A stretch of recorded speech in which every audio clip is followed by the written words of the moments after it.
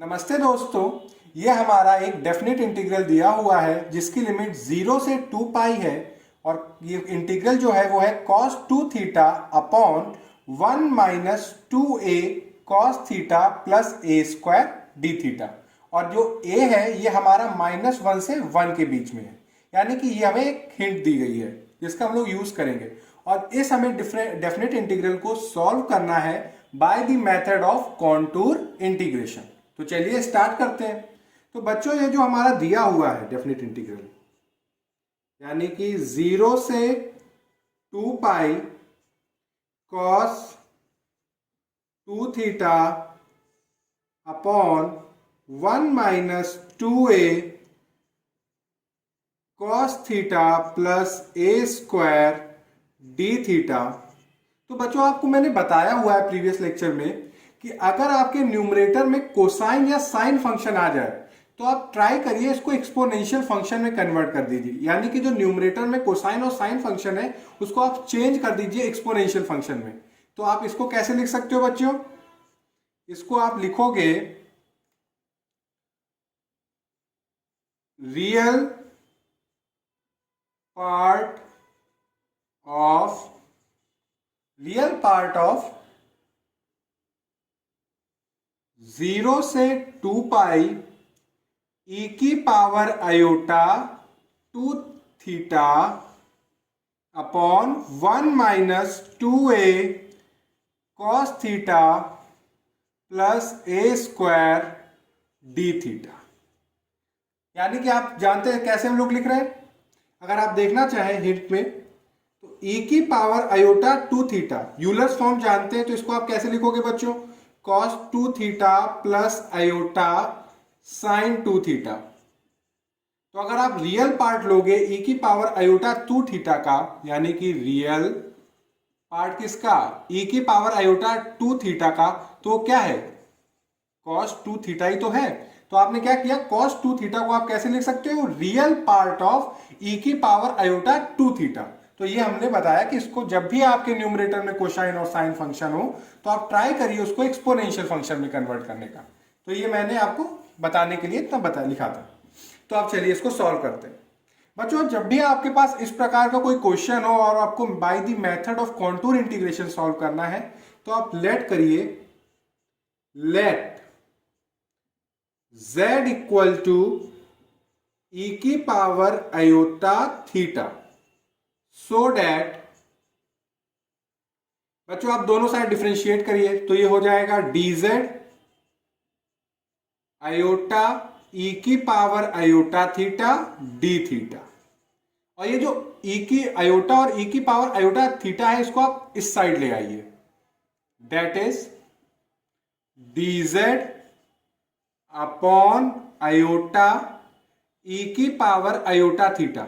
और e की power iota theta हमारा है क्या? z।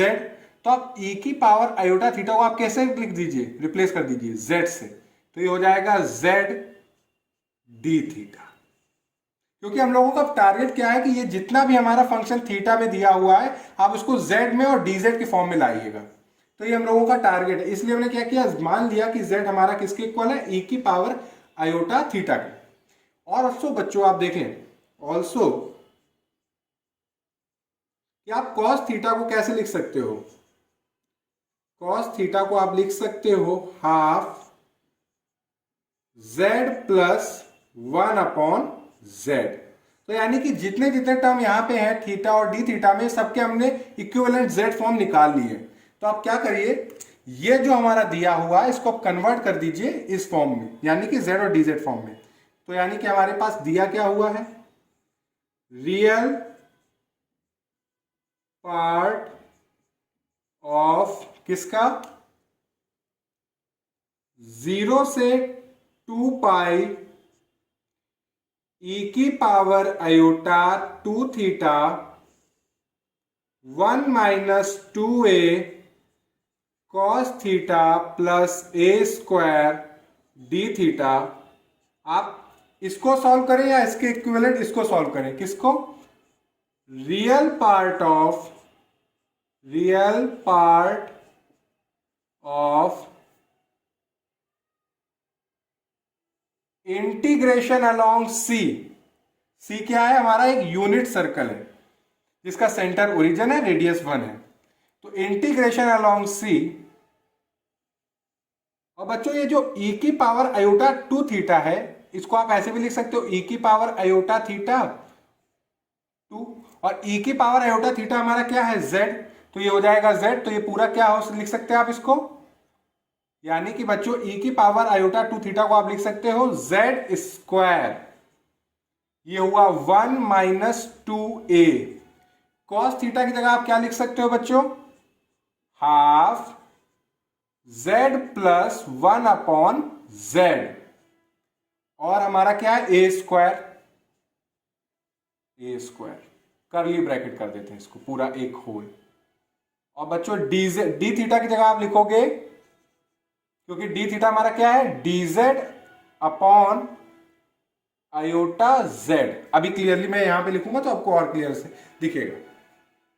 तो ये 2 से 2 कैंसिल आउट हो गया बच्चों, और ये जो z है D Z upon iota Z में, ये जो z है इसको आप करली ब्रैकेट के अंदर ले जाइए और हर एक टर्म से मल्टीप्लाई कराइए। तो आप इसको लिखोगे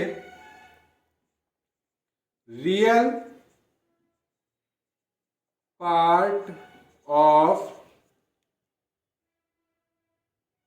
integration along C Z square, iota को बाहर ही रखिए करली ब्रैकेट के, ये जो डीजेड के साथ एक z आया है ना आयोटा z, इसको मैं चाहता हूं, मेरा सेटिस्फाइड नहीं हो रहा उतनी देर से, ये आयोटा z और ये करली ब्रैकेट, आई होप अंडरस्टैंडेबल हो। तो ये जो z है, ये सारे जितने भी टर्म्स है करली ब्रैकेट के अंदर, इसे मल्टीप्लाई कराइए। तो z इंटू 1 z, फिर z इससे मल्टीप्लाई होगा तो ये हो जाएगा माइनस ए जेड, और माइनस ए जेड जब इससे मल्टीप्लाई होगा तो आएगा माइनस ए जेड स्क्वायर। माइनस ए जेड जब इंटू कर रहे हैं 1 अपॉन जेड से, तो जेड जेड कैंसिल हो जाएगा, तो आएगा हमारा माइनस ए, फिर z इससे मल्टीप्लाई होगा ए स्क्वायर से, तो आएगा ए स्क्वायर z, और ये हो गया हमारा डी जेड। और यहां पे जो c है वो क्या है बच्चों, वेयर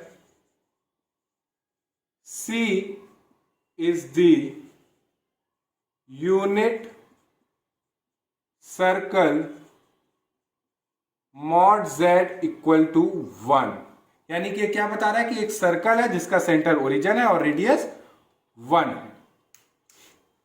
अब क्या करिए, थोड़ा इसको सिंप्लीफाई करते हैं, ये जो माइनस है ये बाहर ले लेते हैं, तो आप इसको कैसे और लिख सकते हो, real part of integration along C Z square, minus बाहर लिया तो माइनस आयोटा, ये हो जाएगा A Z square, Z Z है कॉमन है तो माइनस 1 प्लस ए स्क्वायर यहां से 1, तो 1 plus A square Z, minus बाहर लिया तो ये हो जाएगा प्लस ए करली ब्रैकेट बंद डी जेड, ये रहा। यानी कि जो हमारा इंटीग्रल ये था इसको हम ऐसे लिख सकते हैं। अब क्या करिए कि ये जो हमारा इंटीग्रैंड दिया हुआ है ये हमारा रैशनल फंक्शन है, और रैशनल फंक्शन जो होता है उसकी सिंगुलरिटी हमारी पोल होती है, और पोल निकालने का क्या तरीका है, डिनोमिनेटर वाले फंक्शन को 0 कर दीजिए। तो डिनोमिनेटर में हमारा क्या है, ए Z square minus 1 plus A square Z plus ए। तो आप लिखिए इसको, आप इस ऐसे भी लिख सकते हैं, that is integration along C, पूरे इंटीग्रैंड को हमने मान लिया F Z equal to D Z. तो the poles of the integral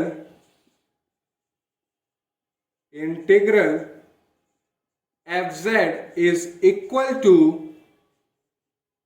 Z square minus iota A Z square minus 1 plus A square Z plus A D Z are given by क्या करें, denominator वाले function को 0, तो az square minus 1 plus A square z plus A equal to 0, so that,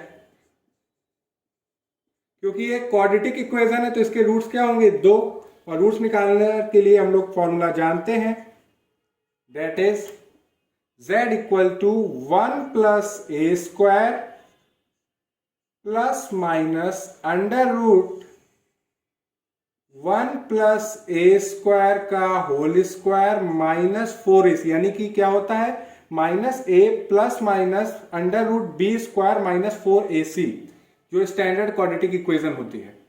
तो ये 4ac यानी कि 4a square upon 2a। तो आप इसको और कैसे लिखोगे, z equal to 1 plus A square plus minus 1 plus A की power 4 plus 2a square minus 4a square upon 2a। तो बच्चों 2a square minus 4a square subtract करेंगे तो ये क्या आएगा पूरा, जब सब्ट्रैक्ट करेंगे तो ये आएगा हमारा माइनस 2a स्क्वायर। और बच्चों ये हमारे क्वेश्चन में दिया हुआ था कि जो हमारा a है वो 1 से छोटा है और माइनस 1 से बड़ा है, यानी कि हमारा जो a है वो माइनस 1 और 1 के बीच में है। तो आपका जो z होगा वो होगा 1 plus A square plus minus under root, इसको आप ऐसे लिख सकते हैं 1 माइनस ए स्क्वायर का होल स्क्वायर, ये जो इतना टर्म है, क्योंकि आप जब एक्सपेंड करेंगे आएगा 1 प्लस ए की power 4 plus minus 2a square minus 2a square. और आप कह सकते हैं कि सर आप a स्क्वायर माइनस 1 क्यों नहीं लिख रहे हैं, तो बच्चों ये हम लोगों का दिया हुआ है कि जो a है वो हमारा माइनस 1 और 1 के बीच में है, इसलिए हमारा a 1 से छोटा है, इसलिए 1 माइनस ए स्क्वायर का होल स्क्वायर, जिसे हमारा स्क्वायर रूट के अंदर जो क्वांटिटी है यानी कि जो नंबर है वो पॉजिटिव है, अपॉन 2a। तो इसको और सिंप्लीफाई करेंगे तो अब बच्चों बेसिकली ये सिंप्लीफिकेशन ही है, तो ये आएगा plus minus 1 minus A square, क्योंकि स्क्वायर रूट हट गया 2a। तो हमारे जो z आए वो क्या है, डेट इज, तो हमारा जो z आया वो एक आएगा 1 प्लस ए स्क्वायर, अब हटा दीजिए इसको, ब्रैकेट नहीं लगाते, 1 प्लस ए स्क्वायर प्लस एक बार जब ले रहे हैं तो आएगा 1 minus A square upon 2a, और एक बार जब माइनस ले रहे हैं तो 1 प्लस ए स्क्वायर, तो ये minus 1 minus minus plus A square upon 2a। तो माइनस ए स्क्वायर से प्लस ए स्क्वायर कट जाएगा, इधर माइनस 1 से प्लस 1 कट जाएगा, तो यानी कि इसको अगर हम लिखें तो z हमारा क्या आएगा 2 अपॉन 2a, 2 अपॉन 2a, और एक आएगा 2a स्क्वायर अपॉन 2a।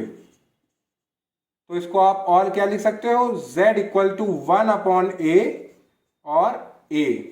तो यानी कि ये जो क्वाड्रेटिक इक्वेशन है az square minus 1 plus A square z plus a equal to 0, तो इसके रूट आया एक 1 अपॉन a, एक आया a। तो यानी कि जो पोल्स हुए हमारे इंटीग्रैंड के वो क्या हुए, 1 अपॉन a और a। तो आप लिख सकते हैं कि the poles of fz are, या आप लिखिए are at z equal to 1 upon a and a which are simple. ये कौन से, विच आर सिंपल, यानी कि इनका ऑर्डर कितना है 1, simple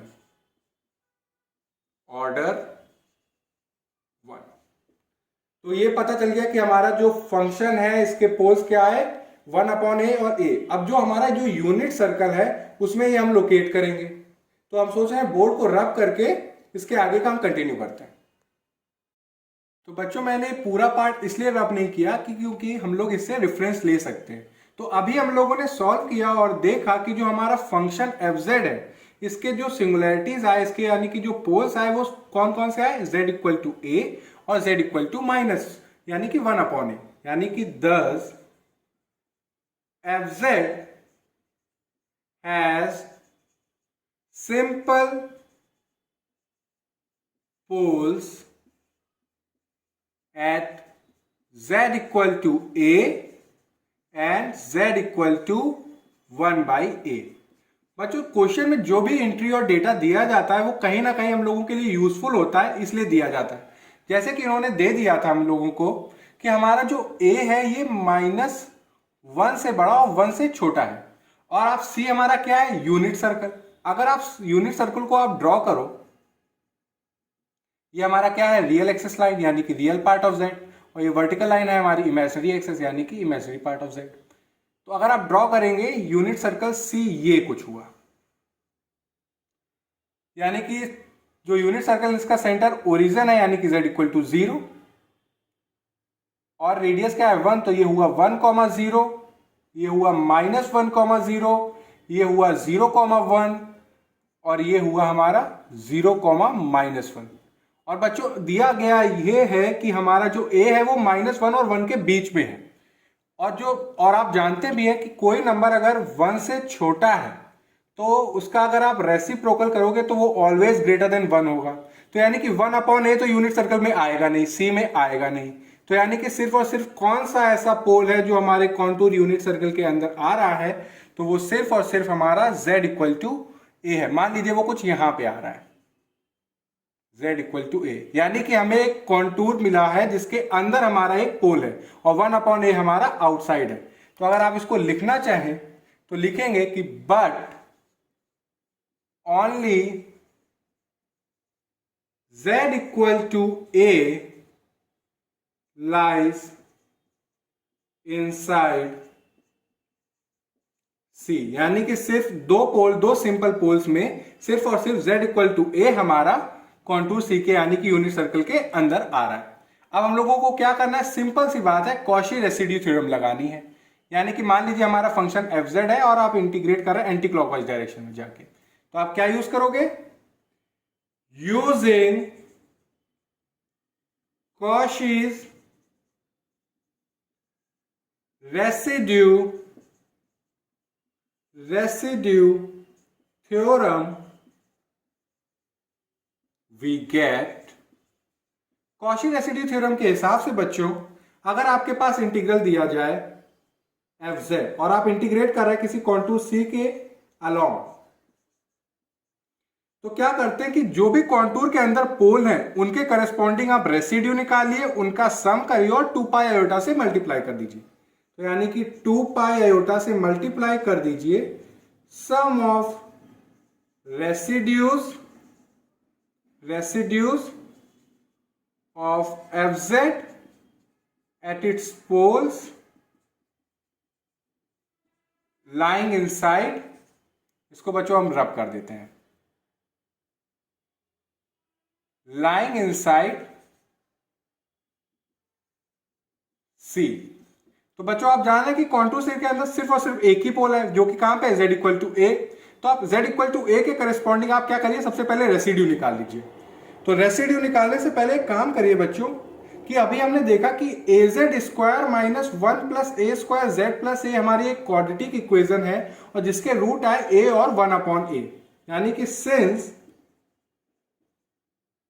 z equal to a and z equal to 1/a are roots of, किसके रूट्स हैं, az square minus 1 plus a square z plus a equal to 0। तो आप ये जो क्वाड्रेटिक इक्वेशन इसको आप कैसे लिख सकते हैं, तो वी कैन राइट कि जो हमारा जो फंक्शन fz है इसको आप ऐसे लिखिए। क्या फायदा होगा वो भी हम लोग देखेंगे कि z स्क्वायर माइनस आयोटा, क्योंकि z इक्वल टू a और z इक्वल टू 1/a हमारे रूट्स हैं, तो z minus a z minus 1/a into a। अगर आप बच्चों इसको मल्टीप्लाई कराएंगे तो आप यही पाएंगे। तो आप यानी कि fz को आप इस फॉर्म में भी लिख सकते हो। अब क्या है, आपको रेसिड्यू निकालना है सिंपल, तो किस पॉइंट पे निकालना है, z इक्वल टू a पे।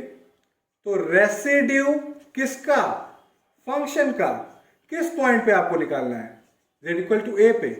तो अगर आपका पोल सिंपल है तो आपको अगर रेसिड्यू निकालना है तो जिस पॉइंट पे आपको रेसिड्यू निकालना है वहां पे आपकी लिमिट टेंड करे, यानी कि limit z tending to a z minus a F Z हमारा क्या है बच्चों, z square minus iota a z minus a z minus 1 upon a। तो z माइनस a से z minus a cancel out हो गया। आप क्या करिए, लिमिट पुट कर दीजिए। तो लिमिट पुट करेंगे आएगा a square minus iota a minus 1 upon a।